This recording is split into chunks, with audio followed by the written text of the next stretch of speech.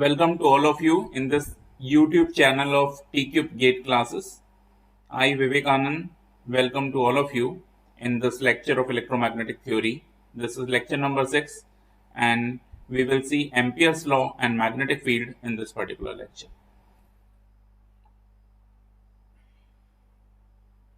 So let's start with Ampere's circuit law. According to the Ampere circuit law, closed line integral of magnetic field intensity is equals to the current enclosed.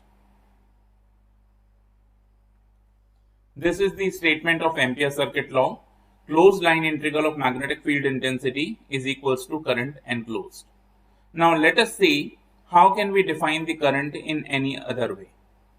There is a term which is known as electric current density. Electric current density. And this electric current density is represented by vector J. This vector J is defined as elemental current per unit surface area di over ds, limit ds tends to 0. J is equals to di by ds, limit ds tends to 0. If we solve this, I can write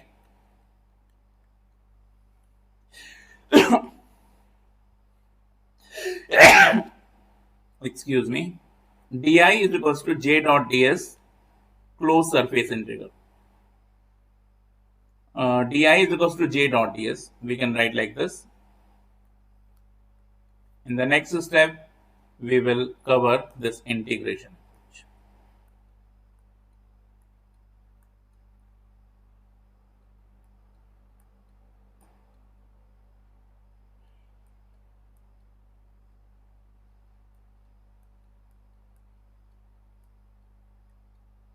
So current density vector J is defined as di over ds, limit ds tends to 0, and di is equals to j dot ds. If we integrate on both the sides, then I can write I is equals to j dot ds integral. Let's say this is equation number 1 and this is equation number 2. So according to Ampere circuit law, closed line integral of magnetic field intensity is equals to current enclosed, and current density vector J is defined as di over ds, limit ds tends to 0. So di is equals to j dot ds. After integrating, we are getting I is equals to j dot ds. Now let us use one very important theorem over here, which is known as Stokes theorem. Stokes theorem. According to Stokes theorem, for any vector A, I can write closed line integral of the vector A is equals to the surface integral of the curl of the same vector. Means here we are considering vector A, which is a general vector. General vector. And if I take this general vector A, closed line integral of vector A is equals to surface integral of the curl of the same vector. Okay. So closed line integral of vector A is equals to surface integral of the curl of the vector. Here A is a general vector, but here we are talking about vector J, which is nothing but magnetic field. Magnetic field vector. So here the vector of our interest is a magnetic field vector. So instead of A, let us write this Stokes theorem for vector H. So I can write H dot dl closed line integral is equals to integral of del cross H ds. Let's say this is equation number 3. Okay. So H dot dl is equals to del cross H ds. So you can see in the first equation we are having H dot dl is equals to I enclosed. In the second equation we are having I is equals to integral j dot ds. Let me summarize all the equation in a single slide. Okay. So I is equals to closed line integral H dot dl. This was first equation, and according to second equation, I is equals to j dot ds surface integral. I is equals to j dot ds surface integral. This is equation number Okay, this was equation number 2.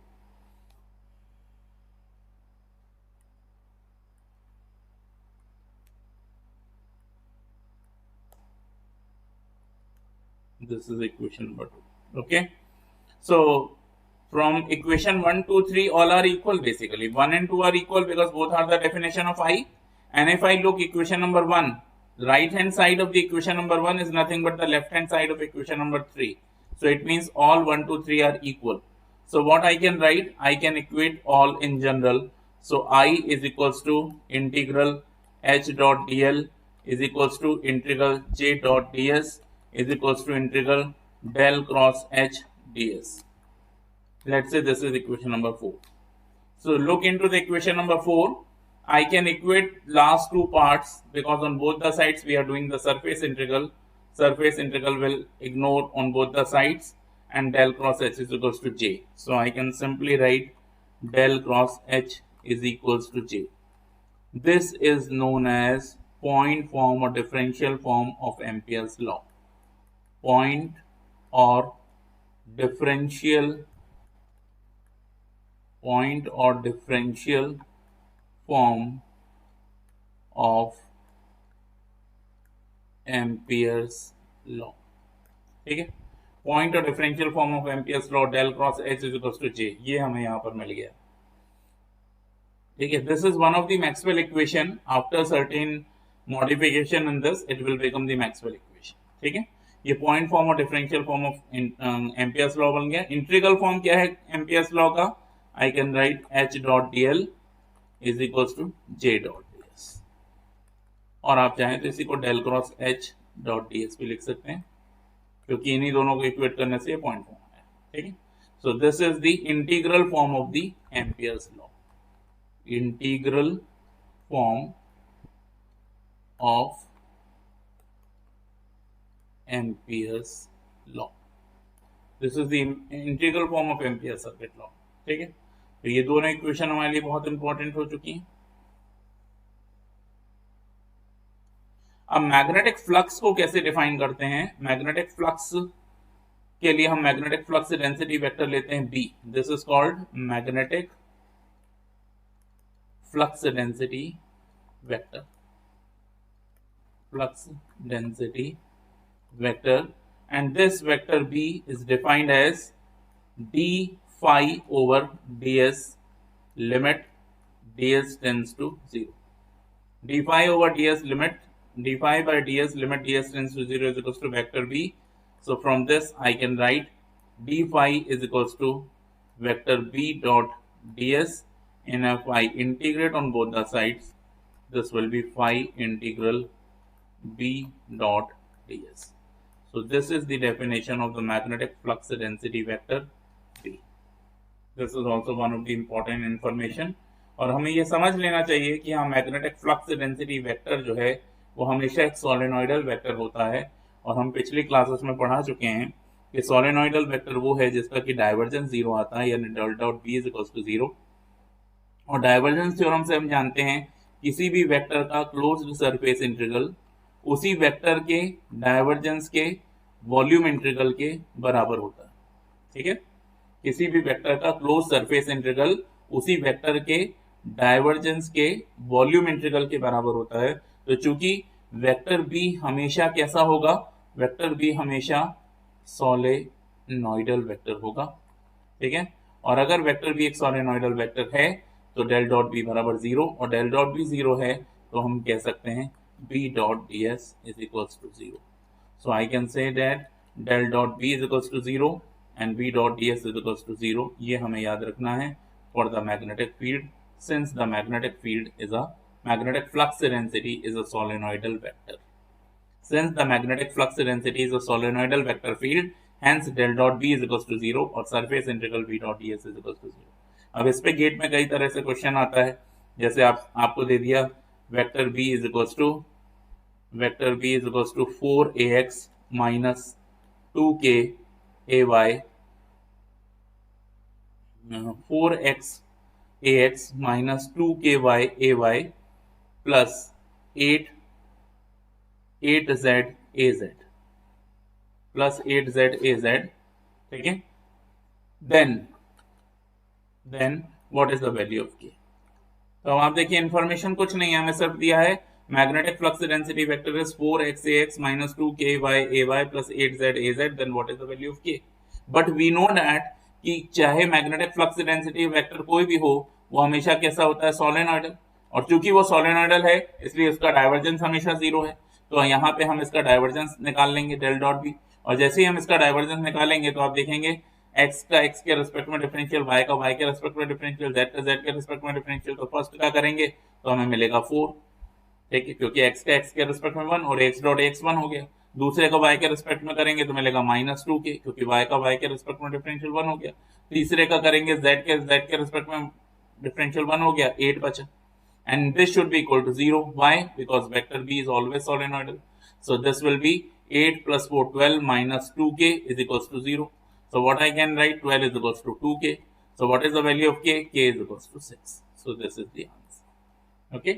ये question gate में पिछले सालों के paper यदि आप निकाल के देखेंगे तो 3 से 4 बार पूछा गया है। Magnetic flux density vector B की डेफिनेशन दे दी जाती है और आपसे के की, अल्फा की, बीटा की, गामा की, जो भी उसमें एक कांस्टेंट डाल दिया उसकी वैल्यू आपसे पूछी जाती है कि निकाल के बताइए। The concept is only this कि vector B is solenoidal and if the vector B is solenoidal let the divergence is zero, and divergence जैसे हम जीरो करते हैं तो के की वैल्यू निकल के आ जाती है। ठीक है, this is also one of the important thing. Okay, अब हम बात कर लेते हैं मैग्नेटिक फ्लक्स डेंसिटी की बात हो गई, मैग्नेटिक फ्लक्स की बात हो गई, एम्पियर सर्किट लॉ की बात हो गई, पॉइंट फॉर्म, इंटीग्रल फॉर्म की बात हो गई। अब यदि कोई चार्ज हमारे पास है, लेट्स से क्यू, तो इस पे फोर्स कौन कौन से काम करते हैं? ठीक है, इलेक्ट्रिक फील्ड में भी हमारे पास फोर्स काम करता है चार्ज पे, और मैग्नेटिक फील्ड में भी हमारे पास चार्ज पे फोर्स काम करता है। ठीक है, so if it is a electric field और if it is a magnetic field, what will be the change in the force? Electric field में जो फोर्स होता है वो F E is equal to होता है क्यू ई। अब Q हमारा स्केलर क्वांटिटी है, E हमारी वेक्टर क्वांटिटी है, तो इन दोनों के बीच में ना डॉट प्रोडक्ट होगा ना क्रॉस प्रोडक्ट होगा। E एक वेक्टर फील्ड है और फोर्स भी एक वेक्टर फील्ड है, Q हमारा एक स्केलर, तो एफ ई बराबर क्यू ई होगा। मैग्नेटिक फील्ड में जब हम फोर्स निकालते हैं तो this F M vector is equal to Q in the bracket U cross B होता है। तो B एक वेक्टर है, U एक वेक्टर है, Q स्केलर है, दो वेक्टर का क्रॉस प्रोडक्ट एक वेक्टर क्वांटिटी आएगी तो फोर्स हमारा वेक्टर होगा। यहाँ पे Q स्केलर है, E एक वेक्टर है, तो जो E की डायरेक्शन है वही इलेक्ट्रिक फोर्स डायरेक्शन होगी। ठीक है, अब मान लीजिए कि इस चार्ज पर ये दोनों ही फील्ड साइमल्टेनियसली काम कर रही हैं, मतलब इलेक्ट्रिक फील्ड भी वहां मौजूद है, मैग्नेटिक फील्ड भी वहां मौजूद है, तो उस केस में जो फोर्स होगा वो लॉरेंस फोर्स के नाम से जाना जाता है, which is equals to force due to electric field and force due to magnetic field. Let me combine both the forces over here.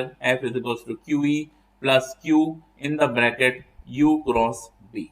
Okay, U cross B. Then I can write Q in the bracket, I can write E plus U cross B. Okay, तो यहाँ पे हमें देखना है कि E vector, E एक vector है, U एक वेक्टर है, B एक वेक्टर है, Q स्केलर है, और ये जो लॉरेंस फोर्स निकल के आ रहा है ये तो एक वेक्टर है ही। ठीक है, तो लॉरेंस फोर्स की डायरेक्शन इन दोनों से तय होगी। तो इलेक्ट्रिक फील्ड की एक डायरेक्शन हो सकती है, मैग्नेटिक फील्ड की एक डायरेक्शन हो सकती है, वेलोसिटी, चार्ज की जो वेलोसिटी है, क्योंकि चार्ज मूव कर रहा है, मूविंग चार्ज है, तो उसकी वेलोसिटी की भी एक पर्टिकुलर डायरेक्शन हो सकती है। वो सब मिल करके फोर्स की डायरेक्शन को डिसाइड करेंगे। इस फोर्स का नाम है लॉरेंस फोर्स। ठीक है, so this is very important and we should remember this. अब आप देखिए कि अगर चार्ज हमारा मैग्नेटिक फील्ड के इम्पैक्ट में काम कर रहा है, उस पर इलेक्ट्रिक फील्ड कोई काम नहीं कर रही, ठीक है, तो उसका जो मोशन होता है वो सर्कुलर हो जाता है, और सर्कुलर मोशन पे उस पर एक सेंट्रीफ्यूगल फोर्स काम करेगा, centripetal force. So in that case what we can write the force expression is Q U cross B, F is equals to Q u cross b, and that will be equal to m into u square upon r, because charge is moving in a circular path and this circular path is having a radius r.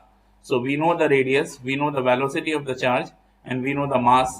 So the centripetal force is represented by mu square upon r. Let me determine the time period, which is nothing but a time required to cover one circumference or one circular path of this particular by this particular charge. So that can also be determined q u b is equals to mu square upon r. Then I can solve this further by cancelling this u. R is nothing but mu upon qb. This expression is giving me the radius of this circular path which is traveled by this charged particle due to the impact of this magnetic field and this charge is having a velocity u. M and Qn is scalar because m is the mass of the charged particle which is very small. If it is electron, it is only 9.1 into 10 to the power minus 31 kg. And if it is a proton or any proton positive charge particle, it is 1.67 into 10 to the power minus 27 kg. So the mass is very negligible. And this charge is also one electronic charge, 1 coulomb charge is 1.6 into 10 to the power minus 19 coulomb. So charge and mass both are scalar quantity, but velocity is a vector quantity and the flux density is a vector quantity. Thus we have to remember. So the radius of the circular path is represented by this particular expression. I can write R is equals to mu upon qb. Okay. Now how can I determine the time period or time required to cover the one circumference? Okay. So time can be calculated by velocity upon distance. Okay. So this can be determined.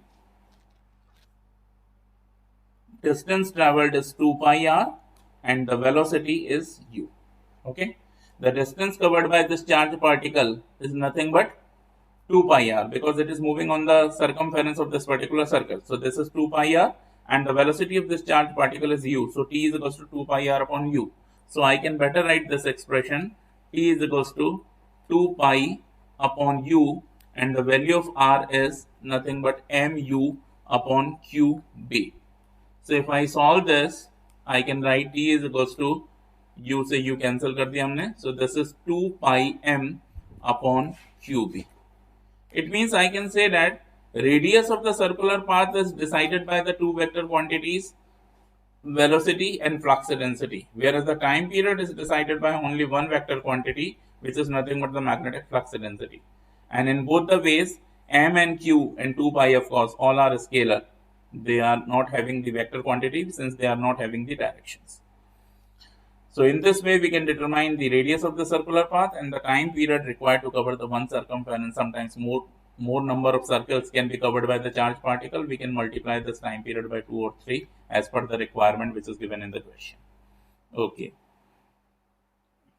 So let us see how much portion we have covered in the Ampere circuit law and the magnetic field, which is the today's title of this particular lecture. So very firstly we have seen the Ampere circuit law. According to the Ampere circuit law, closed line integral of the magnetic field intensity is equals to the current enclosed. This is the statement of the Ampere circuit law which is given by equation number 1. Now current density vector can also be defined as elemental current per unit surface area di over ds, where ds tends to 0, again in order to maintain the uniformity of the current distribution over the current carrying element. So J is equals to di over ds, so di is equals to J dot ds.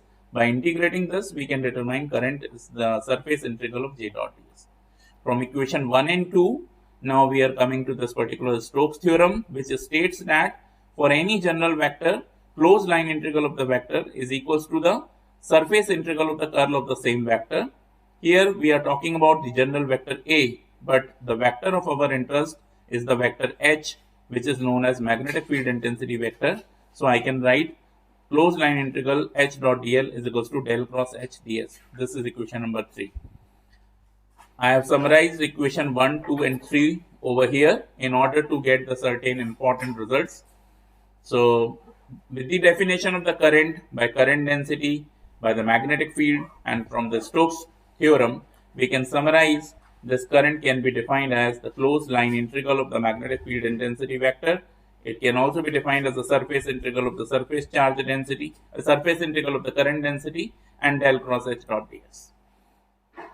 Now, del cross H is equals to J. This is nothing but the point form or differential form of the Ampere circuit law. And as far as the integral form of the Ampere circuit law is concerned, H dot dl line integral is equals to J dot ds is equals to del cross H dot ds. This is the integral form of the Ampere's law.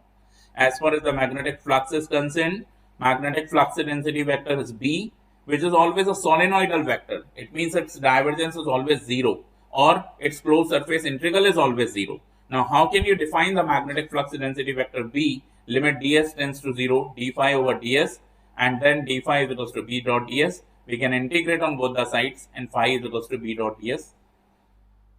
If I am saying B vector, magnetic flux density vector is always a solenoidal, it does mean the divergence of the vector is 0. And when the divergence is 0, with the help of the application of the divergence theorem, I can conclude closed surface integral of the magnetic flux density is equals to the volume integral of the divergence of the magnetic flux density. But since the divergence of the magnetic flux density is 0, then of course B dot ds closed surface integral is 0. As I told you earlier, this question asked in the GATE examination, if you see the last 10 to 15 years question paper, you will find this is the most frequently asked question in the GATE examination. Vector B is given by certain expression. Like one example, I have taken 4x ax minus 2ky ay plus 8z az. And what is the value of k?